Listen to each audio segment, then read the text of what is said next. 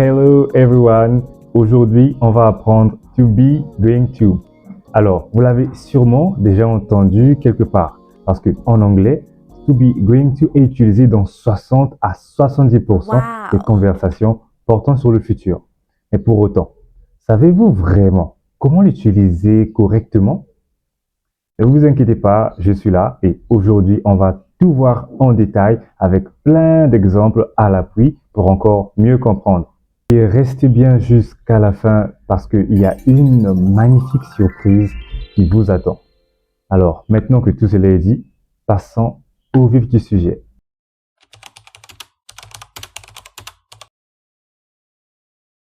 Alors, to be, going to est une structure essentielle en anglais. En outre, to be, going to nous permet de parler du futur. Cependant, contrairement au futur simple, donc future simple, avec will notamment, qui exprime lui une décision spontanée ou encore une prédiction incertaine, voire bancale.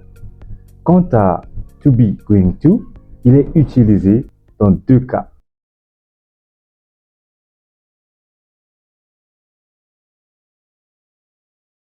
Alors, cela signifie que vous avez déjà prévu de faire quelque chose et que cette action que vous avez prévu de faire fait désormais partie de vos projets. Par exemple, si vous avez décidé il y a quelques jours de commencer un tout nouveau business, vous pouvez dire I am going to start a new business soon. I am going to start a new business soon. Donc, je vais bientôt commencer un tout nouveau business. Je vais bientôt commencer un tout nouveau business. Donc, comme vous l'avez vu avec l'exemple précédent, on a utilisé to be, going to parce qu'on a un projet, c'est une intention que l'on a manifestée. Donc, c'est quelque chose qu'on a prévu de faire et voilà pourquoi on utilise to be, going to.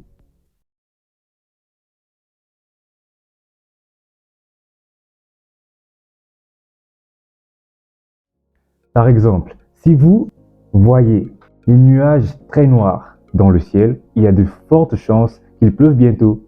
Dans ce cas, vous pouvez dire It is going to rain soon. It is going to rain soon. Alors, comme on vient de le voir, on a utilisé to be, going to pour parler d'un événement, en fait, pour faire une prédiction future en nous basant sur des indices dans le présent. Donc, on a vu des nuages noirs dans le ciel, et on a deviné, on a prédit qu'il va bientôt pleuvoir. Donc, ça, c'est le deuxième cas dans lequel on utilise la structure to be, going to pour parler d'une prédiction future en se basant sur des faits dans le présent.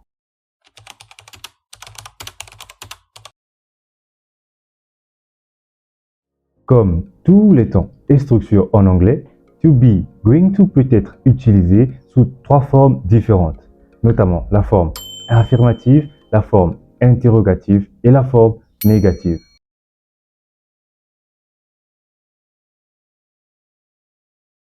Ici, la structure est la suivante. A, structure, forme affirmative. Donc, comme vous pouvez le voir, il y a le sujet, ensuite le verbe to be, entre parenthèses conjugué, ensuite il vient going to, ensuite il y a un verbe à l'infinitif, plus le complément, donc le reste de la phrase. Exemple, sujet I, to be conjugué am, plus going to, plus le verbe speak et le complément English. I am going to speak English. Un autre exemple, she is going to study law next year. She is going to study law next year. Donc, elle va étudier le droit l'année prochaine. She is going to study law next year. Elle va étudier le droit l'année prochaine. Alors, comme vous le constatez, à la forme affirmative, on conjugue tout d'abord le verbe to be, donc am, is ou encore are, puis l'on ajoute going to et le verbe principal à l'infinitif, et enfin le reste de la phrase et le tour est joué.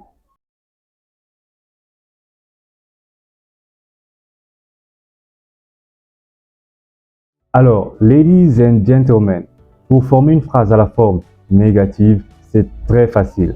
Pour ce faire, il suffit simplement d'ajouter not après le verbe to be, donc après am, is ou encore are. Ok?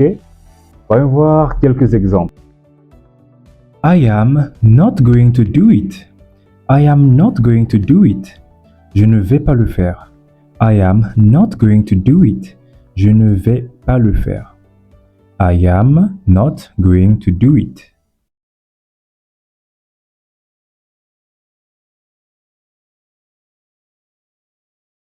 Bon, ici, il s'agit de poser une question.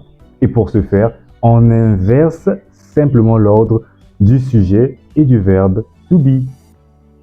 Par exemple, si à la forme affirmative, on dit you are going to come, à la forme interrogative, on inverse, comme on a dit, le sujet et le verbe to be. Donc, on va inverser, le you are devient are you.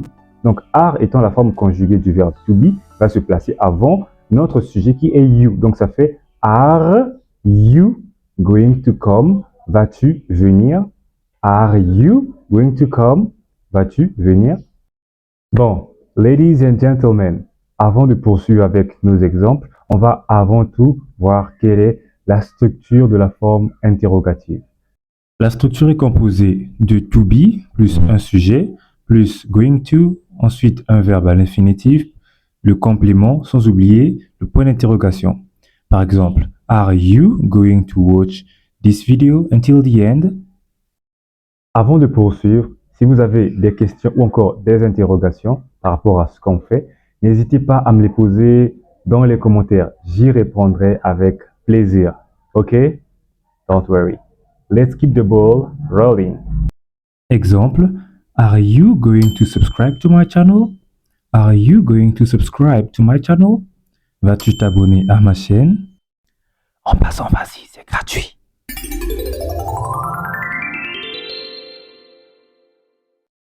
À présent, c'est à vous de jouer. Donc, complétez les phrases suivantes en commentaire.